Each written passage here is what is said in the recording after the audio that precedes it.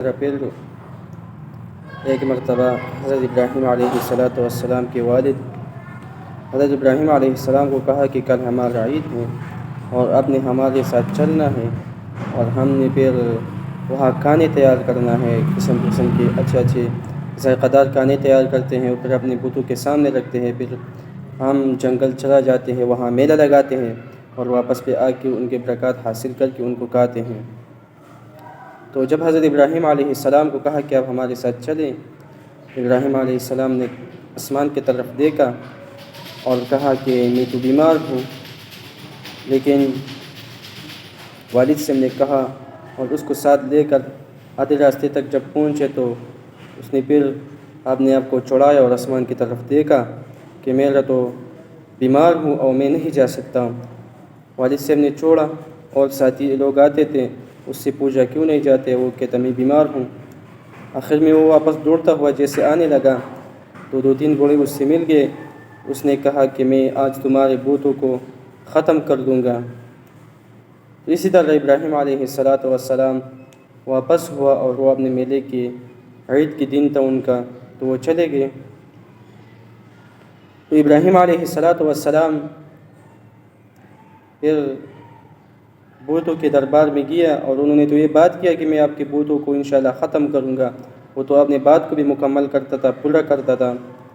تو وہ جب وہاں گیا، بت خانے میں گئے تو ان کا سب سے بڑا بت جو تھا گیٹ کے ساتھ کھڑا تھا اور چھوٹے چھوٹے بتیں جتنی تھیں۔ تو ابراہیم علیہ السلام نے ایک کواڑی اٹھائی اور تمام بتوں کو ختم کر دیا، توڑ دیا، ریزہ کر دیا اور ان کا جو بڑا بت تھا اس کو چھوڑ دیا اور اس کے جو کواڑی اس کے کندھے کے اوپر رکھ دیا۔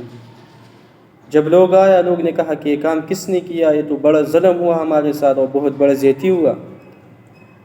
اور لوگوں نے جب اکٹھا ہوا پوچھا تو کچھ ساتھیوں نے کہا کہ تو ایک نوجوان تھا جس کا نام ابراہیم ہے، یہ کام اس نے کیا کیونکہ وہ بتا رہا تھا کہ میں آپ کے بتوں کو توڑوں گا، آپ کے بتوں کو ختم کر دوں گا، یہ کہتا ہوا بھاگتا ہوا آ رہا تھا۔ تو اسی طرح ابراہیم علیہ السلام کو بلایا گیا۔ جب وہ میدان میں حاضر ہوا، تمام لوگ بیٹھے ہوئے تھے اور ابراہیم علیہ السلام کو بلایا اور کہا کہ آپ نے ہماری بتوں کو کیوں توڑا؟ تو ابراہیم علیہ السلام نے کہا میں نے تو نہیں توڑا، مجھے کیا پتہ ہے کس نے توڑا ہے۔ انہوں نے پوچھا کہ آپ نے توڑا ہے؟ اس نے کہا میں نے تو نہیں توڑا۔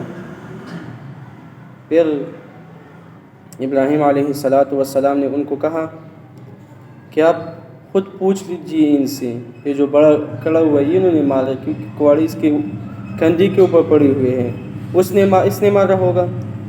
تو وہ حیران ہو گئے اور لاجواب ہو گئے اور ابراہیم علیہ السلام چاہتے بھی تھے کہ اسی طرح بولے کہ یہ تو بولتے نہیں، یہ تو مارنے والا نہیں ہے۔ تو وہ جب لاجواب ہو گئے کہا کہ ابراہیم آپ کو تو پتہ ہے کہ یہ بول نہیں سکتے، یہ بولنے والا نہیں ہے۔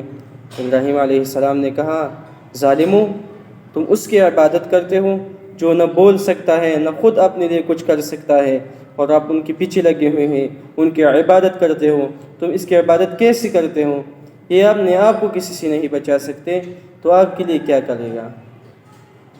تو اسی پہ ان کے لیے بہت شدید غصہ آیا اور انہوں نے کہا کہ ابراہیم کو جلانا چاہیے، یہ سارے کام اس نے کیا ہے۔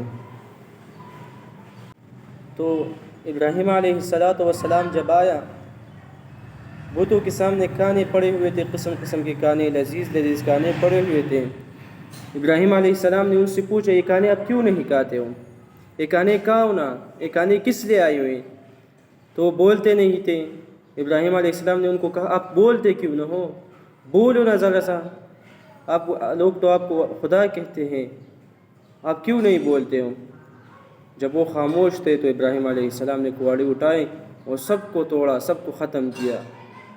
جب مارا سب کو توڑا اور کواڑی اس کی بڑی بت کے کندھے پہ رکھا۔